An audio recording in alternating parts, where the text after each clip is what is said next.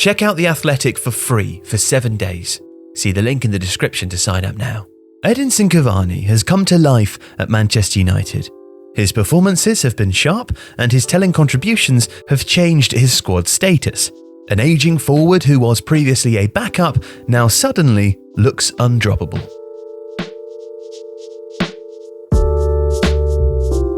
Originally, the ageing and expensive Cavani was seen as a symptom of United's failures in recruitment.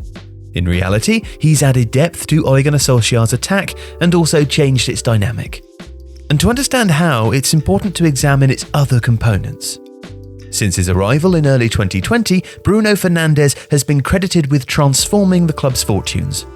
He's also the only one of United's attacking options to have nailed down a specific position in the front four of Solskjaer's preferred 4-2-3-1 formation. Fernandes roams between the lines, searching for pockets, creating angles and crossing from the channels. He will occasionally look to run in behind and provides a shooting threat from the edge of the box. Lacking the passing range and more dynamic qualities of Paul Pogba, the Portuguese thrives in his more advanced free role behind the striker. From here, he can get on the ball in transition and release one of the quicker forwards on the counter-attack. Blessed with pace and acceleration, Marcus Rashford has developed into an intelligent runner who attacks the space behind defences from out to in, latching onto balls over the top.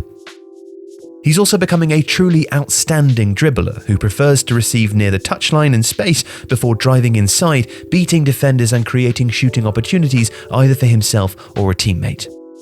Rashford is now good enough and adaptable enough to do this off either flank, but he's typically deployed from the left. Which leaves Mason Greenwood on the right. He also makes runs inside from wide, but he isn't quite as explosive as Rashford. What he does possess though is a wicked left-footed shot from the edge of the box. Operating in the inside right channel, he constantly tries to work shooting angles through step-overs, sharp turns or combination play. And finally, Anthony Martial. Last season, he was Manchester United's top scorer in all competitions with 23 goals. His form has dipped this season, but he remains Cavani's main competition for the lone striker spot. Martial can play up front or from the left, and his most common run is into space behind the opposition's right back, from where he can square up the centre-back and come inside onto his favoured right foot. He's similar to Rashford in that he poses a threat on the break with his speed and tends to operate from some of the same areas, but dissimilar in the sense that he would rather combine his play inside than dribble, and that he often receives the ball at a standing start. So what does Cavani provide to that group? Well, most obviously, his unique threat inside the penalty area. Cavani's movement in the box is superb and subtle. Whether it's drifting blindside of a centre-back before running in front of him, checking his run to create separation from his man, or pulling wider towards the fullback to create more of an angle for the crosser, he's always looking for ways to attack balls into the box. That movement, combined with significant heading ability and one-touch composure, gives Manchester United the sort of outlet they otherwise lack. And even when well marked, Cavani makes space for others by disrupting marking schemes, displacing defenders, and creating space for his teammates.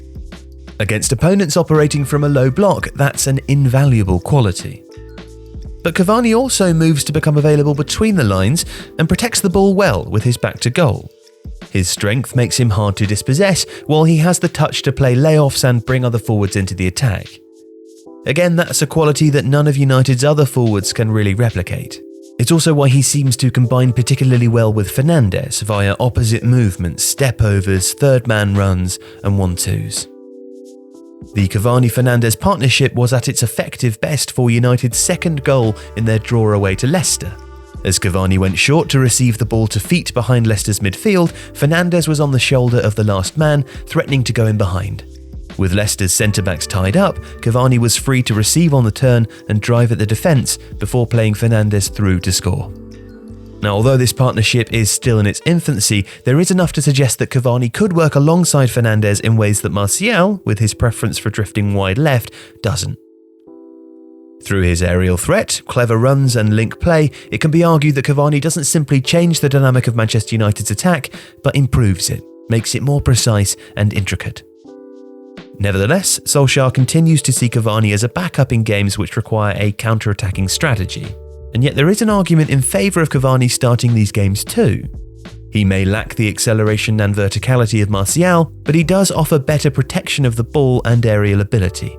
While not as explosive when played into space, he could be useful if targeted directly with long balls or passes into feet, flicking on or holding up and waiting for support.